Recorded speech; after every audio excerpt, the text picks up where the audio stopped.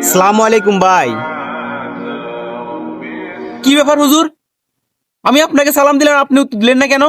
এই রমজান মাসে যদি একজন ইমাম সালামের উত্তর না নেয় তাহলে সাধারণ মানুষ কি শিখবে? আমরা তো আপনাদের কাছ থেকেই দিন শিখি।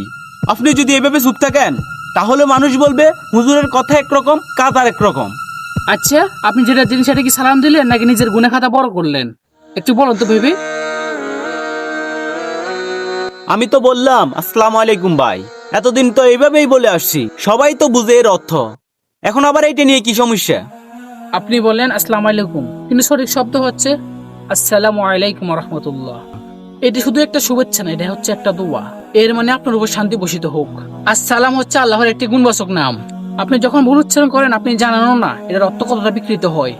যে মাসে আল্লাহর কাছে প্রতিটি আমল ওজন করে দেখা হয়, সেই মাসে যদি আমরা নিজের জিহ্বাকে ঠিক করতে না পারি তাহলে রোজা রাখার উদ্দেশ্য কি আমাদের? হুজুর, ভুল হতে পারে, মানুষ তো আর আলেম না। আপনি উত্তর দিয়ে পরে ঠিক করে দিতে পারতেন। এভাবে চুপ থেকে আমাকে অপমান করা কি দরকার ছিল?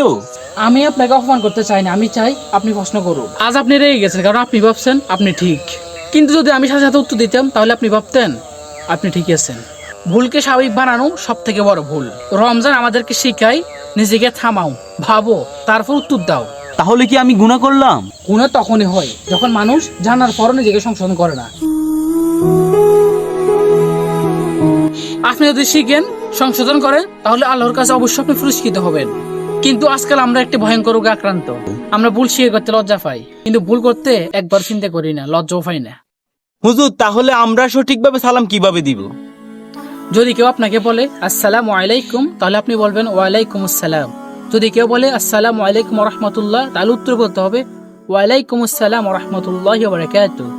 দেখুন, এটা শুধু শব্দের খেলা না, এটা হচ্ছে সম্পর্কের বন্ধন, এটা দোয়া, এটা ভালোবাসা ছড়িয়ে দেওয়ার মাধ্যম।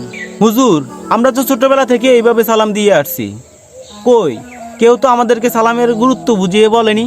অনেক সময় সমাজ ভুল পথে চলে, জিজ্ঞেস করলে বলে সবাই করে বলে আমরাও করি। কিন্তু দিন শিখতে হলে অবশ্যই কোরআন সুন্নাহর পথে ফিরতে হবে। রমজান মাসে আমরা ক্ষুধা সহ্য করি, তৃষ্ণা সহ্য করি, কিন্তু জিহ্বাকে নিয়ন্ত্রণ করি না। আমরা ভাবি রোজা শুধু না খাওয়ার নাম, অথচ রাসূলুল্লাহ সাল্লাল্লাহু আলাইহি ওয়াসাল্লাম বলেছেন অনেকে রোজা রাখে কিন্তু তার ভাগ্যে সব থাকে না, শুধু ক্ষুধা আর তৃষ্ণা ছাড়া। কারণ তার আচরণ, তার কথা, তার চরিত্র কোনোটাই শুদ্ধ হয় না। হুজুর, আমি রেগে গেছিলাম, মনে হয়েছিল আপনি আমাকে ছোট করছেন। আমি আপনাকে ছোট করতে চাই না, আমি চাই আপনি বড় হন, দিনের দিক থেকেও বড় হন। আর যদি আপনি শিখে নেন, কাল আপনার মাধ্যমে আরো 10 জন শিখবে।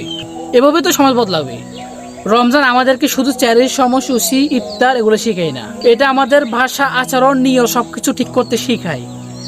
হুজুর, তাহলে আবার বলি আসসালামু আলাইকুম রাহমাতুল্লাহ। ওয়ালাইকুম আসসালাম ওয়া রাহমাতুল্লাহি ওয়া বারাকাতুহু। আল্লাহ আমাদের জীবকে শুদ্ধ করুন, আমলকে কবুল করুন, নিয়তকে শুদ্ধ করুন। হুজুর, আজ থেকে আমি চিন্তা করব কথা বলার আগে 100 বার ভাবতে। এটাই রমজানের শিক্ষা, যে নিজের ভুল বুঝে ফিরে আসে সেই সফল। রাসূলুল্লাহ সাল্লাল্লাহু আলাইহি ওয়াসাল্লাম বলেছেন, তোমরা জান্নাতে ততক্ষণ প্রবেশ করতে পারবে না যতক্ষণ না ঈমান আনবে, আর পূর্ণ ঈমানদার হতে পারবে না যতক্ষণ না পরস্পরকে ভালোবাসবে। আমি কি তোমাদেরকে এমন একটি কাজের কথা বলবো যা করলে তোমরা পরস্পরকে ভালোবাসবে?